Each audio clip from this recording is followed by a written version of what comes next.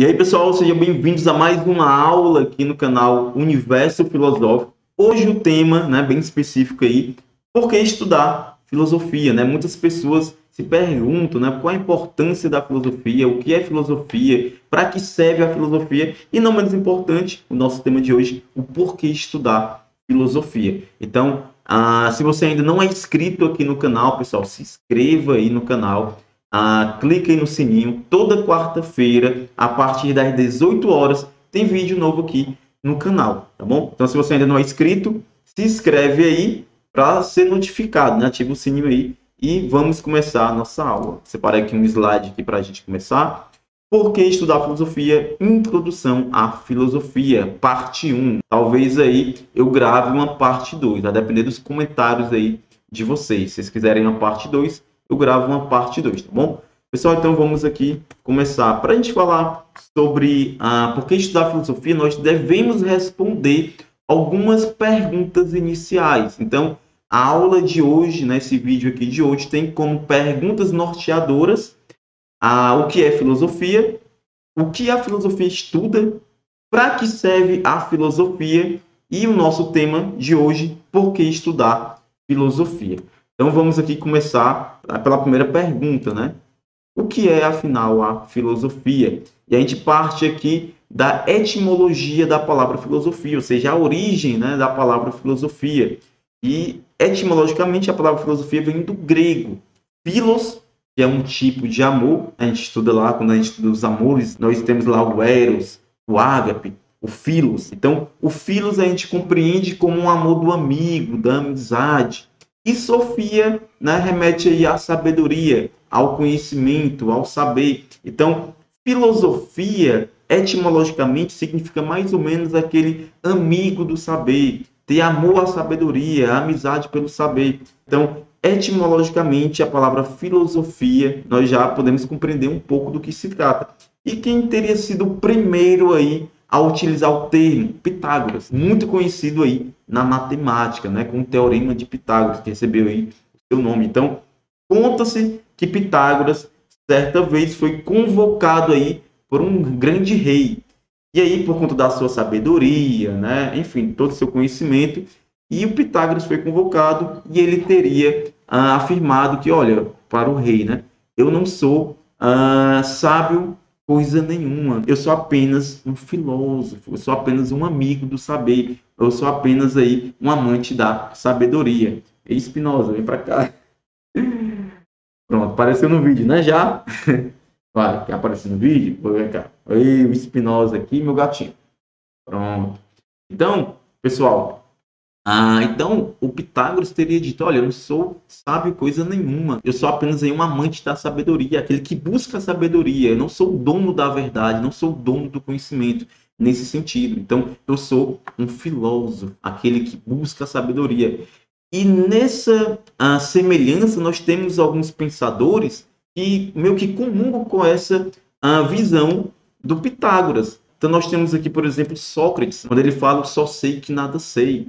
É claro que quando Sócrates ele fala, eu só sei que nada sei, não é que ele não sabe de nada, mas ele sabe que não sabe de tudo, ele tem consciência da própria ignorância. E isso vai abrir espaço para que ele saiba ainda mais. Qual é o pior ignorante na visão aí da sabedoria socrática? Aquele que não tem consciência da própria ignorância. Então, só sei que nada sei, eu sou aquele que busca o conhecimento. Nós temos aqui na época medieval Santo Agostinho, né, quando ele fala o seguinte, olha, o primeiro passo na busca da verdade é a humildade, o segundo, a humildade, e o terceiro, a humildade. Como é que eu vou buscar sabedoria se eu penso que eu já sei de tudo, se eu não tenho a humildade de reconhecer aquilo que eu não sei ainda? Como é que eu vou me abrir para o diálogo? Como é que eu vou abrir para outros paradigmas se eu não tenho essa humildade intelectual? E aqui nós chegamos também no Newton. O Newton, né, eu gosto muito dessa frase. Newton fala o seguinte, o que sabemos é uma gota, já o que ignoramos é um oceano.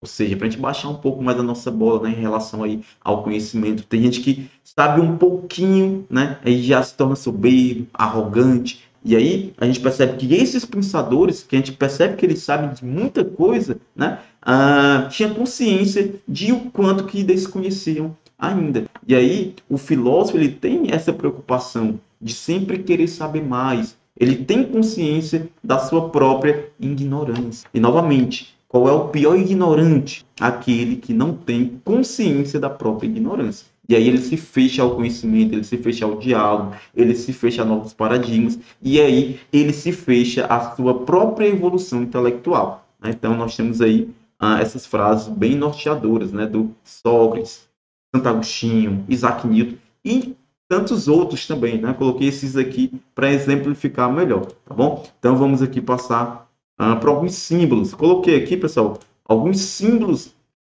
que representam a filosofia e que representam a figura do filósofo. Então a gente poder compreender mais ainda, né, afinal, o que é filosofia. Vimos a etimologia, vimos aqui algumas frases da postura filosófica do filósofo e vamos ver também aqui alguns símbolos que podem representar aí a filosofia e a figura do filósofo. O primeiro que temos aqui é o ponto de interrogação. A filosofia, ela é recheada, né, aí, ela é ancorada pela pergunta filosófica, o porquê das coisas. Então a gente quer saber, a gente quer compreender. Então, porquê da vida, porquê da morte, porquê da existência, por que acontece isso, por que acontece aquilo, por que não pode acontecer diferente, né? O que é o belo, o que é a coragem, o que é a justiça. Então, essas são perguntas filosóficas, né? A dúvida filosófica, né? Então, o filósofo é, antes de tudo, aquele que duvida. O filósofo é aquele, antes de tudo, que duvida, né? Umas certas perguntas, né?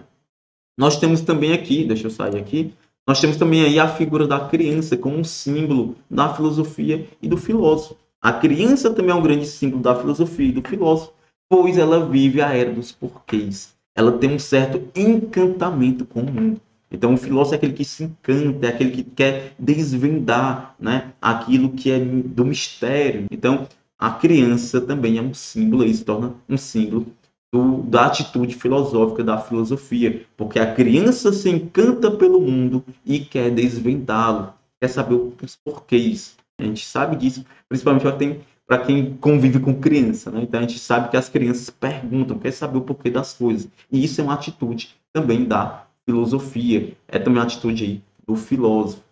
Nós temos aqui a coruja também, bastante aí, símbolo aí, né, da sabedoria, do conhecimento, né? Então, a coruja, o qual representa a reflexão, a sabedoria. Na mitologia grega, por exemplo, Atena, a deusa da sabedoria, tinha uma coruja como símbolo, né? Então a gente vê aí as representações aí de Atenas, ela tem lá, para os romanos, né, a ave de Minerva, onde é citado aí pelo Hegel, por exemplo. E aí, mais aí é assuntos para outras aulas, então vamos deixar aí para depois. Mas também temos a coruja como símbolo aí da filosofia, como símbolo do conhecimento, como símbolo da sabedoria.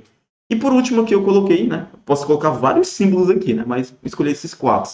Nós temos aqui a figura do louco. Por pensar muitas das vezes na contramão do senso comum, muitas das vezes o filósofo é dito como louco, né? Por perceber muitas das vezes o que a maioria não percebe. Então, muitas das vezes o filósofo é visto como louco, pois acaba se tornando diferente dos demais. Aí nós temos aí a figura do louco. Bom, galera? Se você quer colocar nos comentários aí outro símbolo, outra imagem que você acha bem semelhante, que remete muito à figura do filósofo, comenta aí, né? Deixa aí. Professor, o filósofo tal, né? Uma imagem tal também pode representar a figura da filosofia ou do filósofo. Deixa aí nos comentários aí que eu vou achar bem bacana ler e contribuir até para o meu conhecimento também, né? Se você tiver aí alguma imagem aí do filósofo ou da filosofia. Bom, vamos aqui passar. Mas o que é que a filosofia estuda? E aqui nós vamos para uma outra pergunta norteadora aí do nosso tema central. O que a filosofia realmente estuda? Pessoal, a filosofia, a gente pode afirmar que ela não tem apenas um único objeto de estudo.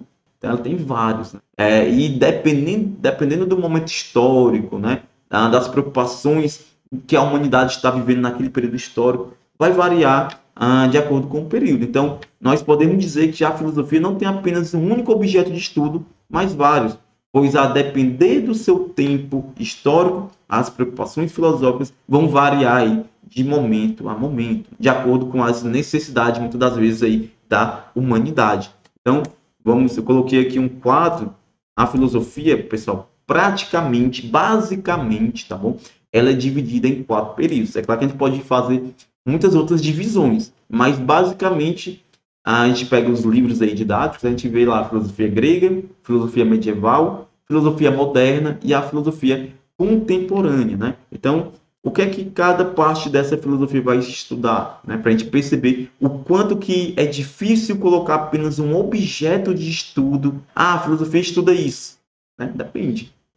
Então a gente vê aqui que no decorrer da história a filosofia já estudou muita coisa. A gente começa ali pela visão grega, a visão ali dos mitos, né? A visão mítica do mundo. Depois nós temos os pré-socráticos, o qual vão tentar explicar o mundo, a física, a natureza, não de maneira mais mitológica, mas de maneira agora racional, procurando um arqué, né? Procurando um princípio no próprio mundo físico que deu origem a todo o universo. E aí nós temos o Tales de Mileto, né? Que vai ser o primeiro a fazer uma previsão de um eclipse. Ou seja, os eventos até então eram explicados de maneira mitológica, um eclipse, um trovão, um raio, né? Era porque Zeus, Thor, Odin, né? Enfim, eram forças sobrenaturais que regiam aí acontecimentos que são agora chamados, né, naturais, né? Então há uma explicação por trás desse mitológico. Como os pré-socráticos, há aí uma ênfase no estudo racional sobre a natureza e não mais uma explicação mitológica. É quando se parte aí do mito para o logos, para aquilo que é racional. Nós também temos aqui, pessoal, deixa eu aparecer aqui, né? O nascimento da democracia, né? Lá no berço de Atenas, né? O surgimento aí dos sofistas, que vão enfatizar o uso da retórica, da oratória. Então, o que é mais primordial estudar na época aí do debate? É saber falar bem, argumentar. Então, a ênfase aqui vai ser dada aqui não mais ao estudo da natureza, mas o estudo de falar bem, né? Ou seja, da oratória. Depois, na filosofia grega, nós temos a tríade de ouro, Sócrates, Platão e Aristóteles, vão estudar metafísica, vão estudar moral, enfim. Temos o período helenístico, o estoicismo, epicurismo, ceticismo e o cinismo, que vão se voltar para a vida interior, para uma busca da felicidade, para uma busca da ataraxia, né? Então a gente percebe que na filosofia grega, né, a gente percebe um leque de focos, né, de aprendizagem, de conteúdos que nós podemos observar aí na filosofia grega. Nós temos também aqui a filosofia medieval, os dois maiores representantes, né, na patrística Santo Agostinho, na escolástica São Tomás de Aquino. E aí alguns problemas filosóficos, razão e fé. O que é que prevalece? A razão ou a fé? A fé, ela anda de contramão com a razão e vice-versa, ou elas podem caminhar juntas? É a existência do mal. A gente percebe que no período medieval, o cristianismo tem o seu apogeu, só que no cristianismo a gente sabe que Deus, ele é bom. Ele não é só bom, né? Ele é o sumo bem.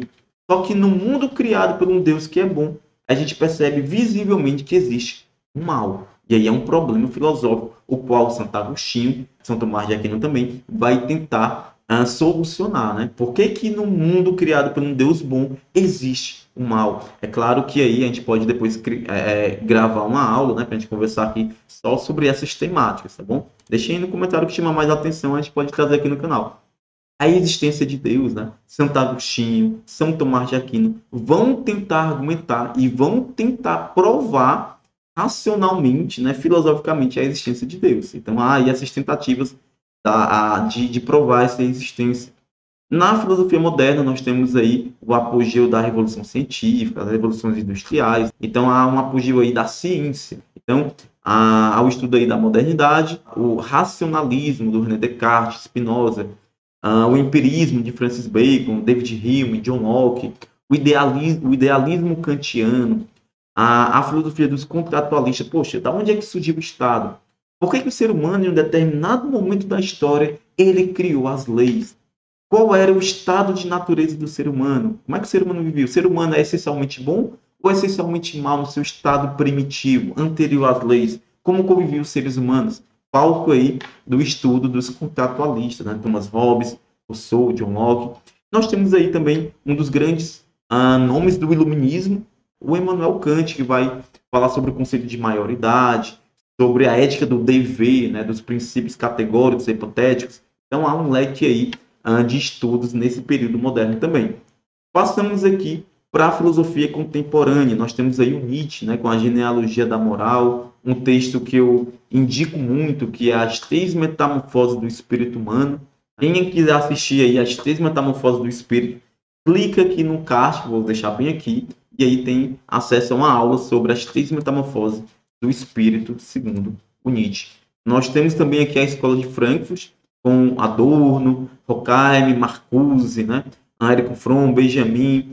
Temos a filosofia da ciência, com Karl Popper, Thomas Kuhn, bioética e por aí vai, né? Então nós podemos perceber, pessoal, que não podemos delimitar apenas um único objeto de estudo na filosofia. A gente percebe aqui que só no decorrer da história da filosofia, a filosofia já estudou muita coisa. Estudou Deus, a natureza, a ciência, bioética, a moral, a vida interior, a felicidade. Então, vários são os temas aí filosóficos que a filosofia traz aí à reflexão. Então, não tem como a gente delimitar apenas um único objeto que a filosofia estuda, tá bom? Isso é uma problemática, né? Então, vamos aqui passar para a próxima. Então, a gente pode comparar também, pessoal, a filosofia como a fênix. Então, a fênix é uma figura mítica que ela tem a capacidade de renascer das cinzas. Então, a mesma maneira é a filosofia. Ela surge das cinzas e renasce de acordo com as preocupações e necessidades da humanidade. Bom, então aí nós temos a comparação da filosofia com a fênix, aquela que sempre está renascendo das cinzas. E aqui nós vamos para uma outra pergunta norteadora, né, da nossa aula de hoje. Para que serve a filosofia? Então nós já passamos o que é filosofia, o que a filosofia estuda e para que serve agora a filosofia, professor. Então vamos aqui, né, pessoal? A filosofia, ela pode, deixa eu sair do slide. A filosofia, ela pode nos ajudar a pensar de maneira mais crítica diante da vida. Então, o conhecimento, ele pode sim, né? A filosofia tem muito conhecimento, né? Tem muitas reflexões sobre a vida que pode sim te auxiliar a pensar mais criticamente, mas com certo cuidado. Eu costumo dizer que o conhecimento, a sabedoria, ela é como uma faca afiada. Se você dá uma faca afiada na mão de um cozinheiro, por exemplo, ele vai utilizar da melhor maneira possível, né? Se ele for utilizado na cozinha para fazer ali alguma especiaria, né? Algum prato, né? Mas se você dá uma faca afiada na mão de uma criança, ela pode se cortar. Então vai depender para que objetivo você vai utilizar aquele conhecimento, né? A filosofia pode te ajudar a pensar mais criticamente diante do mundo? Depende. Então, não necessariamente. Afinal de contas, por exemplo, a gente tem aí o nazismo. O nazismo, ele teve seus filósofos. Então, a gente percebe aí que não necessariamente você vai ver o mundo de maneira crítica ao estudar a filosofia. Talvez você age como uma criança e aí comece a se cortar, né? A filosofia, a sabedoria é como uma faca, né? Uma faca bem afiada. Ela pode tanto ser um auxílio, como também você pode acabar se cortando com ela. A filosofia pode nos livrar do dogmatismo? Depende também. Há pessoas que se prendem a uma corrente filosófica e parece que só tem aquele mundo, aquela bolha, né? Eu sou marxista, eu sou kantiano, eu sou platônico, né? E não há uma outra realidade fora daquela, senão aquele filósofo ou aquela corrente filosófica. Pois bem, você acaba de cair num dogmatismo, né? A sua verdade é única e aí você se fecha naquilo que a gente estava falando lá no início da aula, né? Onde você não se abre a novos diálogos, a novos paradigmas, né? Então, você se fecha ali naquele seu mundinho, naquela sua bolha, e aí você perde aí a oportunidade de saber mais, de conhecer mais. Então, eu gosto muito dessa expressão, por exemplo, que o Mário Sérgio Cortella, ele traz no seu livro A Filosofia e Nós com Isso, né? Ele fala a diferença, olha, é muito diferente o pense nisto e o pense nisso. Por exemplo, se você chega na sala de aula, aí eu enquanto professor, se você chega na sala de aula e alguém, seja um professor, seja qualquer que for, fala o seguinte para você, olha, pense isto. pense dessa maneira. Quando alguém fala isso, seja ela quem for, ela está fazendo uma imposição de pensamento, uma imposição de uma ideia. É diferente quando uma pessoa chega para você e fala, olha, pense nisso. Quando alguém fala isso, seja quem for, esse alguém está lhe convidando a fazer uma reflexão. E está uma diferença muito grande. Uma pessoa que chega para você e diz como você deve pensar, e uma pessoa que chega para você e dá ferramentas para você pensar e fazer reflexões e você tirar suas próprias conclusões. E aí a gente percebe uma frase aqui, eu gosto muito de utilizá-la nas minhas aulas, deixa eu ver se eu consigo, pronto, que é atribuída a Immanuel Kant, que ele fala o seguinte, em relação à filosofia: não se ensina filosofia, ensina-se a filosofar. Não é à toa que o Kant, ele vai aí descrever o conceito de menoridade e autonomia, né? De maioridade, né? Desculpa, menoridade e maioridade. Ou seja, o sujeito que está na maioridade é aquele sujeito que tem autonomia, é aquele que pensa por si próprio. Se você ainda não assistiu essa aula do Kant, o qual eu gravei aqui também, tem vídeo no canal, vou deixar aqui essa aula do Kant. Ele fala sobre o conceito de menoridade e o conceito de maioridade, tá bom? Clica aqui no card que vai estar aqui. Pessoal, então, deixa eu passar aqui, né? Voltemos aqui à questão que a gente não respondeu ainda. Para que serve a filosofia, professor? A filosofia, quando levada a sério, bem compreendida, estudada, é uma poderosa ferramenta capaz de tornar a humanidade cada vez mais humana. Então, quando a filosofia ela é estudada de maneira honesta, bem compreendida, ela é capaz, ela é uma ferramenta bastante poderosa aí para tornar os seres humanos mais humanos. A humanidade mais justa, mais tolerante, com menos preconceitos, com mais amor, harmonia. Para mim, esse é o papel primordial da filosofia, assim como várias outras ciências. Eu acredito fielmente que a filosofia ela tem essa grande capacidade de, com a filosofia, com os estudos filosóficos, a humanidade se tornar cada vez mais humana. Tá bom? Se você compartilha com essa mesma visão, deixe aí nos comentários também. Tá bom? A filosofia, pessoal, ela também é capaz de gerar em nós uma insatisfação. Pessoal, então quer dizer que eu vou virar um sujeito insatisfeito com a vida? Como é que é isso aí? Não uma insatisfação qualquer, uma insatisfação positiva. E qual seria a diferença de uma insatisfação positiva e uma insatisfação negativa? Então vamos ver aqui no próximo slide. Pessoal, a insatisfação negativa, vamos colocar aqui, né, com essa aspa, é aquela que você fica chateado, é aquela que você fica se resmungando, fica reclamando da vida, né? Ou seja, o indivíduo ele fica ali se lamentando e não sai dali, sem levar o indivíduo aí a tomar uma certa iniciativa ou ação. Essa é a insatisfação negativa. Você fica insatisfeito, mas aquela insatisfação não te leva a tomar uma iniciativa ou uma ação. E aí você fica apenas se lamentando. Pois bem, essa é uma insatisfação negativa, uma insatisfação até confortável. Porque você reclamar, resmungar e não tomar nenhuma iniciativa é confortável, pois não requer esforço, não requer gasto de energia. No entanto, há uma insatisfação que ela pode ser uma insatisfação positiva. É quando nós ficamos insatisfeitos com aquilo, por exemplo, que foi bom, e aí você quer mais. Por exemplo, uma boa aula, né? Já pensou assistir a aula aqui do professor Jacques? Poxa, eu gostei tanto da aula do professor, já acabou, né? Queria mais. E aí você gera em você uma insatisfação positiva. Você vai procurar outra videoaula, né? Você vai querer, enfim, um livro meu, né? Fazendo aqui merchandise, né? Vai comprar um livro meu, né? E o amor segundo os falsos gregos. Você vai, sei lá, você está num filme, no cinema, e aí você assistiu um filme bom e terminou. E você fica, poxa, já terminou? E aí você vai procurar comentários sobre o filme, vai ver se vai ter o 2, né? Ou seja, gerou em você uma insatisfação positiva, o qual você quer mais daquilo que foi bom. E aí você assiste uma série, por exemplo. Vou assistir uma série. Aí você assiste o primeiro episódio, e aí aquele primeiro episódio foi tão bom que gerou em você uma insatisfação. Você quer mais. E aí você vai pro 2, vai pro terceiro episódio, né? E aí você maratona a série. Quando você fica com a pessoa amada, né? É tão bom aquele momento com aquela pessoa que você quer mais, né? não foi satisfatório estar só aquele momento com aquela pessoa, e aí você procura mandar uma mensagem, você marca um novo encontro, ou seja, você quer mais daquilo que é bom. E essa insatisfação negativa, ela requer um esforço, ela requer uma ação, ela requer um gasto de energia, porque você vai partir por uma ação, porque você quer mais daquilo que foi bom. Então, aí, a filosofia é capaz de provocar em nós essa insatisfação positiva, essa insatisfação da ação, né? E não a insatisfação da chateação, onde as pessoas ficam, onde um indivíduo fica apenas ali se lamentando e reclamando da vida.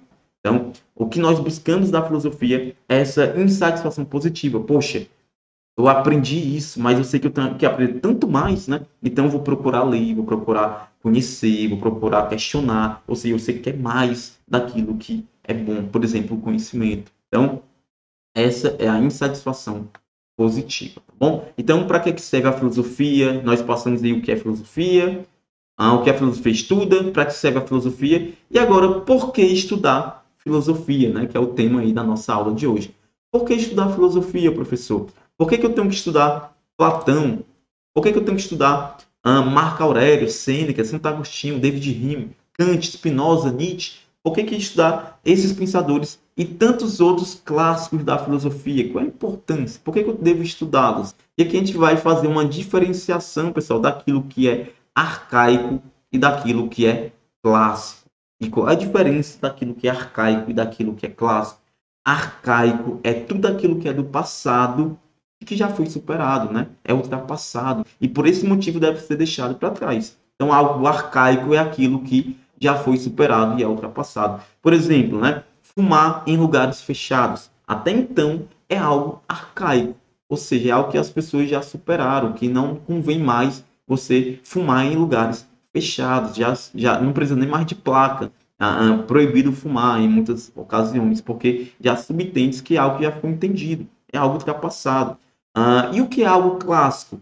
Algo clássico é algo também do passado, só que, no entanto, não é algo ultrapassado, não é algo que foi superado. Assim, o clássico é tudo aquilo que, mesmo passados anos, continua nos inspirando, continua nos emocionando, capaz, muitas das vezes, aí, de até nos tornar mais humanos, né? De humanos melhores. Então, você pega um Sócrates, né?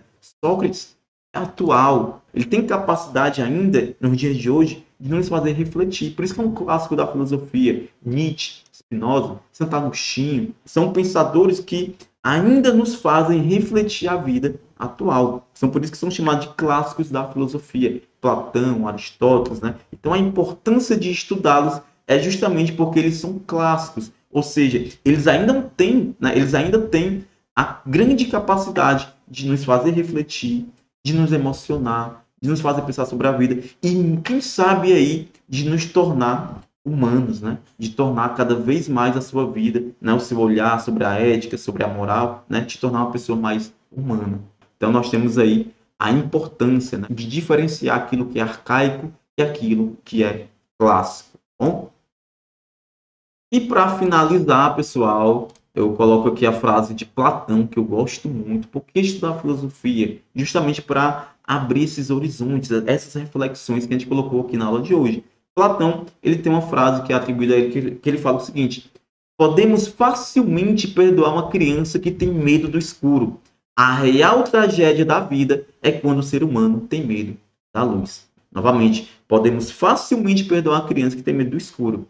A real tragédia da vida é quando o ser humano tem medo da luz. Ou seja, tem medo aí do conhecimento, tem medo da reflexão. E aí é uma tragédia, né? Segundo aí Platão. Então, voltemos aqui à pergunta que não quer calar.